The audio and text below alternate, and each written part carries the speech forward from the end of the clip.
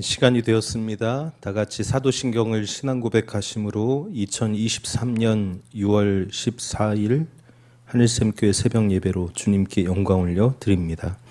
전능하사 천지를 만드신 하나님 아버지를 내가 믿사오며 그 외아들 우리 주 예수 그리스도를 믿사오니 이는 성령으로 잉태하사 동정녀 마리아에게 나시고 본디오 빌라도에게 고난을 받으사 십자가에 못 박혀 죽으시고 장사한 지 사흘 만에 죽은 자 가운데서 다시 살아나시며 하늘에 오르사 전능하신 하나님 우편에 앉아 계시다가 저리로서 산자와 죽은 자를 심판하러 오시리라. 성령을 믿사오며 거룩한 공예와 성도가 서로 교통하는 것과 죄를 사하여 주시는 것과 몸이 다시 사는 것과 영원히 사는 것을 믿사옵나이다. 아멘. 다 같이 찬송가 288장 찬양하시겠습니다. 288장입니다.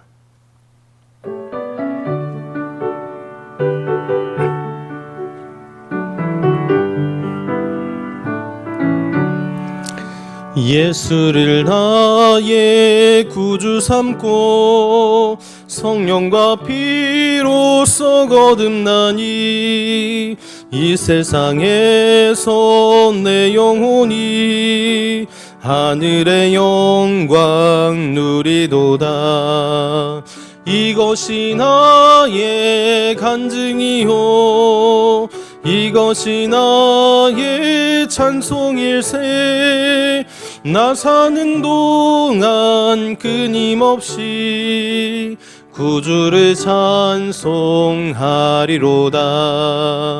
온전히 주께 맡긴 내 영 사랑의 음성을 듣는 중에 천사들 왕래하는 것과 하늘의 영광 보리로다.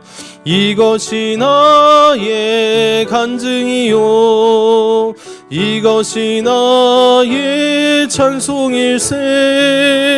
나 사는 동안 끊임없이 구주를 찬송하리로다. 주 안에 기쁨 누림으로 마음의 풍랑이 잔잔하니 세상과 나는 간 곳 없고 구속한 주만 보이도다. 이것이 나의 간증이요 이것이 나의 찬송일세. 나 사는 동안 끊임없이 구주를 찬송하리로다.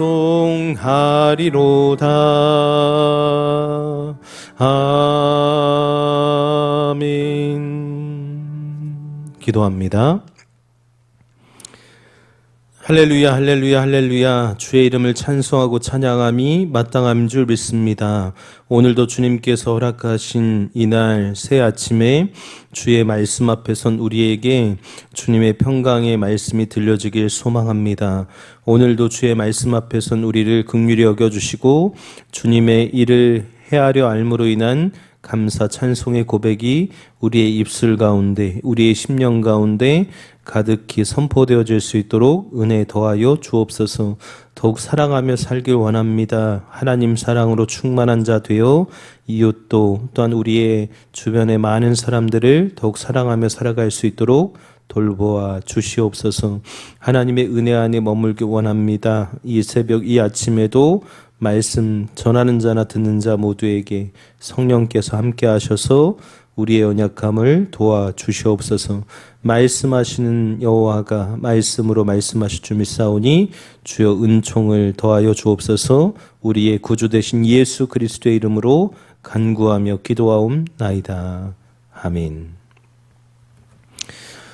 성경 말씀 신명기 4장 44절로 49절의 말씀입니다. 신명기 4장 44절로 49절의 말씀입니다. 함께 한 목소리로 봉독합니다. 모세가 이스라엘 자손에게 선포한 율법은 이러하니라. 이스라엘 자손이 애굽에서 나온 후에 모세가 증언과 규례와 법도를 선포하였으니 요단 동쪽 벳부올 맞은편 골짜기에서 그리하였더라. 이 땅은 헬스본에 사는 아모리 족속의 왕 시온에게 속하였더니 모세와 이스라엘 자손이 애굽에서 나온 후에 그를 쳐서 멸하고 그 땅을 기업으로 얻었고 또 바산 왕 옥의 땅을 얻었으니 그 두 사람은 아모리 족속의 왕으로서 요단 이쪽 해 돋는 쪽에 살았으며 그 얻은 땅은 아르논 골짜기 가장자리 아로엘에서부터 시온산 곧 헤르몬산까지요. 요단 이쪽 곧 그 동쪽 온 아라바니 비스가 기슭 아래 아라바의 바다까지이니라. 아멘. 할렐루야. 주의 이름을 찬송하고 찬양함이 마땅함인 줄 믿습니다. 오늘도 이 새벽 이 아침 주의 말씀 앞에선 저와 여러분들 모두에게 주님 주시는 참된 평화가 임하고 누려지기를 주의 이름으로 축복합니다. 오늘 말씀의 제목은 하나님과의 관계라는 말씀의 제목으로 함께 은혜를 나누고자 합니다. 오늘 신명기 4장 44절로부터의 이 시작을 뭐라고 얘기하냐면 이 신명기를 총 세 파트로 나누어 본다면 두 번째 파트의 시작이다라고 이야기를 합니다. 앞서서 신명기가 어떻게 선포되어지고 또 어느 곳에서 무엇을 위해서 누구에게 그렇게 이야기되어졌는지 시작됐다라면 이제는 말하고자 하는 바의 본론, 본문에 해당되는 이야기가 이 신명기 4장 44절로부터 시작이 됩니다. 그래서 이 시작 가운데 있는 이야기들이 무엇을 얘기하냐면 하나님이 선택하신 하나님 백성이 지켜야 할 율법을 종합하고 재정리하는 성격을 지니게 된 본문이 바로 오늘 본문부터 26장 19절에 이르기까지의 본문을 그러한 내용을 담고 있다라고 이야기를 합니다. 그러기에 오늘 이 본문은 모세의 고별 설교라고 얘기할 수도 있겠죠. 이제 가나안 땅을 입성을 앞두고 있기 때문에 입성 직전에 여호와 하나님께서 모세를 데려가시기 때문에 고별 설교의 성격이 강한 것인데 모세의 고별 설교 그 시작의 머릿말에 해당하는 부분인데 모세가 설교를 시행한 때와 장소 그리고 대상 그리고 이스라엘이 정복한 요단 동편 땅에 대한 그 범위가 어디까지인지에 대한 개관을 이야기하고 기록하고 있습니다. 이 말씀을 통해서 주시고자 하는 그 강조하는 이 방법이 무엇이냐면 내용이 무엇일지 살펴보려면 여러분 인생의 승패가 하나님과의 관계에 기초하고 있다라는 것, 그 하나님과의 관계가 인생의 성공과 실패를 결정한다라는 이야기를 우리에게 들려주는 것입니다. 특별히 하나님 백성에게요. 왜 그런지 살펴볼까요? 44절 말씀 이렇게 시작합니다. 모세가 이스라엘 자손에게 선포한 율법은 이러하니라 라고 시작을 합니다. 하나님께서 이스라엘 자손들에게 말하라고 선포하라고 모세를 통해서 하신 말씀 이러하다라고 얘기하는데 이 말씀은 어떻게 선포되었는가? 어디에서? 이스라엘 자손이 애굽에서 나온 후에 모세가 증언과 규례와 법도를 선포했다. 출애굽한 후에 모세를 통해서 증언하게 하시고 규칙과 법규를 선포하게 하셨다라는 이야기입니다. 그러면서 이것을 어디에서 했다라고 얘기하냐면 요단 동쪽 벳부올 맞은편 골짜기에서 그렇게 하였다라고 말씀 기록합니다. 여러분 이게 무슨 얘기입니까? 이 땅은 그리고 따르는 말씀들이 무엇이냐면 헤스본에 사는 아모리 족속의 왕 시온에게 속해 있었던 것이고 모세와 이스라엘 자손이 애굽에서 나온 후에 그를 쳐서 멸했고 그 땅을 기업으로 얻었다. 그리고 또 바산 왕 옥의 땅을 얻게 되었다. 이 바산 왕 옥 또 헤스본 왕 시온 이 두 사람이 아모리 족속의 왕들이었고 지금 이 요단 동쪽 편에 살았고 그리고 이 얻게 되어진 그 싸움을 통해서 얻게 되어진 땅은 아르논 골짜기 가장자리의 아로엘에서부터 시온산 곧 헤르몬산까지고 요단 이쪽 곧 그 동쪽 온 아라바 비스가 기슭 아래 아라바의 바다에까지 이르렀다라고 하면서 이 차지한 땅의 경계가 어디부터 어디까지인지를 말해주고 있습니다. 즉 높이로는 북쪽으로는 헤르몬산에 이르기까지, 남쪽으로는 사해 바다의 해변가에 이르기까지 이 영토를 차지하게 하셨다라는 이야기를 담고 있죠. 여러분 여기에서 제가 아까 말씀드린 건 무슨 말씀을 드렸습니까? 인생의 성공과 실패는 하나님의 관계가 결정하는 것인데 여러분 이 말씀이 선포되어졌던 순간이 언제라고 얘기합니까? 출애굽한 후에 마치 즉시로 이렇게 모세를 통해서 하나님의 말씀이 선포되어진 것처럼 말씀은 증언합니다. 그런데 여러분 우리가 지금 여기 신명기 4장까지 오면서 앞서서 모세오경의 이야기를 쭉 읽었을 때 아니 적어도 출애굽기부터 레위기 민수기를 거쳐서 오늘 신명기 4장에 이르기까지의 내용을 쭉 살펴보니까 여러분 이것은 지금 언제 이루어지고 있는 일입니까? 출애굽한 후에 40년의 광야 생활 이후에 이 일이 선포된 것이다라는 것을 분명히 하고 있습니다. 즉 출애굽한 후에 40년 후의 일입니다. 광야 생활을 지난 이후의 이야기들을 지금 뭐라고 합니까? 출애굽해서 나온 후에 모세가 이러한 규례와 법도를 하나님 말씀에 대한 증언들을 선포했다라고 합니다. 요단 동쪽 벳부얼 맞은편 골짜기. 지금 이곳은 어디입니까? 지금 출애굽 2세대들이었던 즉 가나안 땅을 입성하기 직전에 출애굽 2세대들에게 들려지고 선포되었던 말씀인데 결국 이것을 통해서 말씀하기 원하시는 바는 무엇이냐면 하나님의 율법은 불순종하는 자에게는 아무런 의미가 없고 또 하나님의 언약을 소중히 여기고 지키려고 하는 지켜 나가려는 적극적인 의지를 가진 자에게만 비로소 의미가 있다는 사실을 광야에서 불순종하다가 죽은 출애굽 제1세대들을 의도적으로 이 본문의 내용에서 제외시킴으로 그 의지를 더 분명하게 드러내고 계신 것입니다. 뭐라고요? 하나님의 율법은 불순종하는 자에게는 아무런 의미가 없다라고 얘기하는 거예요. 하나님 말씀을 따르지 않으려 하는 자들에게는 그것이 아무런 의미가 없기 때문에 지금 이제서야 이 두 번째 거듭해서 말씀하고 다시 그 말씀의 의미가 무엇인지 또 분명히 본론을 이야기하는 이 시점에서는 지난 40년의 역사가 여러분 거저 이루어진 것입니까? 그 과정에서 분명히 다양한 일들이 있었죠. 때로는 순종함도 있었지만 그곳에 불순종으로 인해서 죽어가는 수많은 사건들이 지금 이 신명기 4장까지 이르기에 본문에 여러 번 언급되었던 것을 우리는 기억할 것입니다.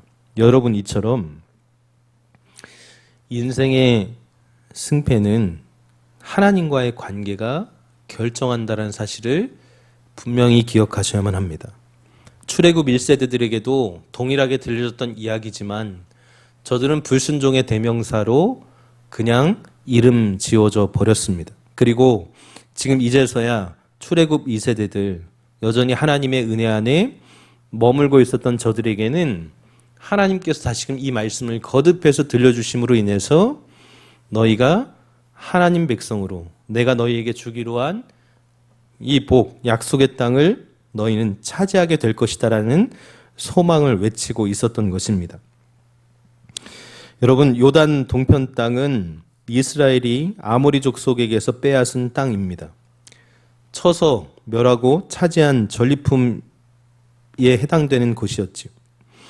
우리가 아는 대로 이스라엘은 정규적인 훈련을 받은 군대는 아니었습니다. 그럼에도 그들은 아모리 왕 시온, 바산 왕 옥의 군대를 쳐서 멸하고 그 땅을 모두 차지하게 되었다라고 얘기합니다. 그 비결을 무엇이라고 얘기하는 겁니까?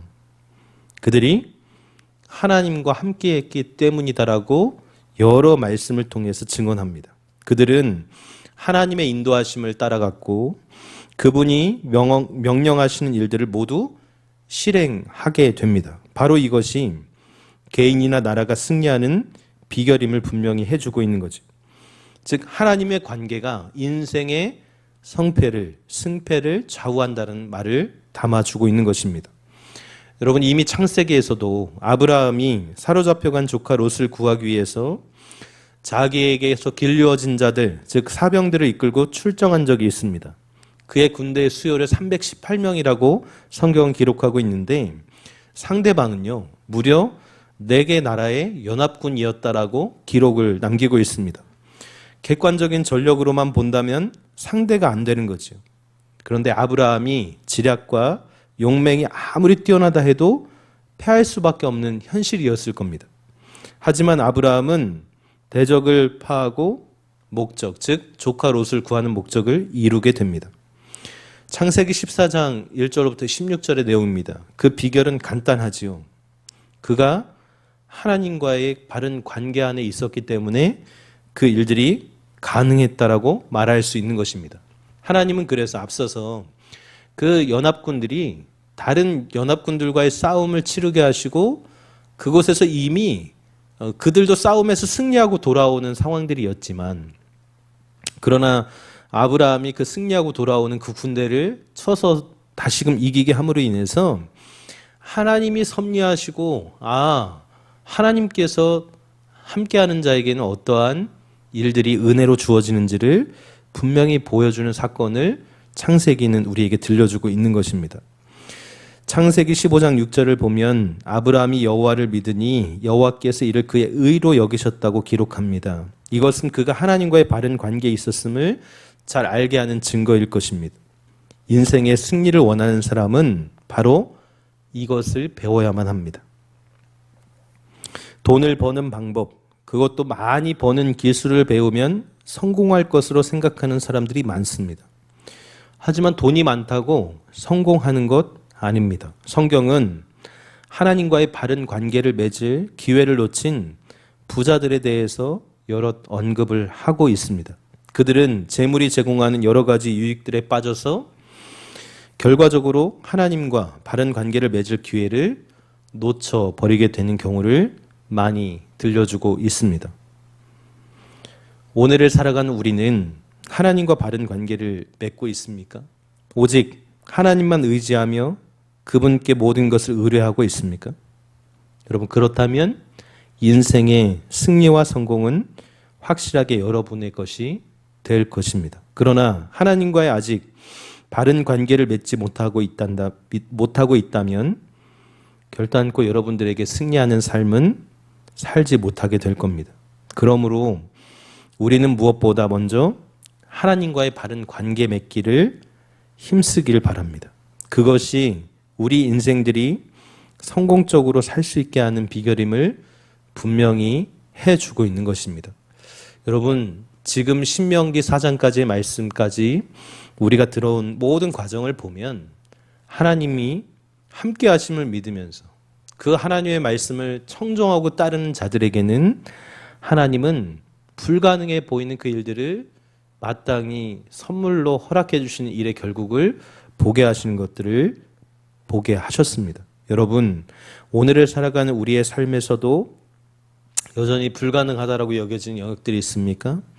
여러분 하나님과의 관계 안에서 그 승리를, 그 돌파를 경험하시는 저 여러분들의 삶이 되시기를 주의 이름으로 축복합니다. 그래서 하나님께서 섭리하신 그 역사 가운데 우리가 아무리 힘들고 어려운 혹은 때로는 실수하는 그런 존재의 삶을 살았다 할지라도 결코 그 은혜의 율법, 아니 그 은혜의 선포가 이루어지는 그 자리에서 우리의 이름이 제하여져 버리지 않도록 하나님과의 바른 관계를 맺고 하나님께서 허락하시는 그 의의 승리를 경험하게 하시는 하나님의 은혜 안에서 온전히 세워져 가는 저 여러분들의 평생의 신앙생활이 되시기를 주의 이름으로 축복합니다. 하나님께서 저들을 선하게 인도하셨던 것처럼 오늘도 하나님을 의지하며 그분을 바라보는 저와 여러분들 모두에게 참된 평강으로 응답하실 줄 믿습니다. 오늘도 그 은혜 안에서 그 믿음으로 승리를 노래할 수 있고 하나님께 영광 올려드릴 수 있는 저 여러분들의 삶의 자리가 다 되시기를 주의 이름으로 축복합니다. 함께 기도합니다. 하나님, 하나님의 말씀은 불순종 안 한 자에게는 아무런 의미가 없고 하나님의 언약을 소중히 여기며 지켜나가려 하는 적극적인 사람들에게 비로소 의미가 있음을 분명히 하신 것을 보게 하시니 감사합니다. 오늘을 살아가는 우리가 하나님 말씀을 붙들고 주의 말씀대로 이루어짐을 믿으며 그 길 순종함으로 때로는 우리의 생각으로 이해되지 않을지라도 하나님이 섭리하심을 믿으며 순종함으로 청종함으로 그 길을 걸어가는 우리의 모습들이 되게 하옵소서. 하나님과의 바른 관계를 꿈꾸고 소망하는 자들 되게 하시고 하나님께서 우리의 연약함 가운데 친히 함께하여 주셔서 도우시고 역사하여 주옵소서. 날마다 주님 안에서 함께 기뻐하는 우리의 평생이 되게 하여 주옵소서. 주님과의 관계 속에서 바르게 온전케 또한 열매 맺는 자의 즐거움을 누리게 하여 주옵소서. 하나님 사랑으로 충만하게 원합니다. 주님의 백성의 길을 온전히 걸어가길 원합니다. 예수 그리스도의 이름으로 간구하며 기도하옵나이다. 아멘. 지금은 우리 주 예수 그리스도의 은혜와 아버지 하나님의 크신 사랑하심과 성령님의 위로교통 역사 충만하신 은총이 오늘도 하나님 백성으로 하나님의 사람들로 하나님과 상관 있는 하나님의 자녀로 살길 소망하는 모든 예배자들의 삶과 저들의 가정과 생업의 현장과 일터와 직장과 사업장 위에와 자녀손들의 앞날의 계획들과 믿음의 발걸음들 위에와 모든 권속들의 머리마다 이제로부터 영원토록 함께 있을지어다. 아멘.